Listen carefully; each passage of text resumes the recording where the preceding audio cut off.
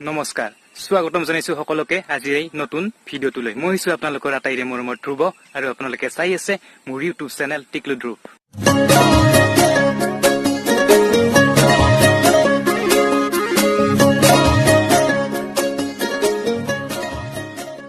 আজি হৈছে গৰু বিহু আৰু এই চেগতে সমূহ অসমবাসী ৰাইজক মই ধ্ৰুৱই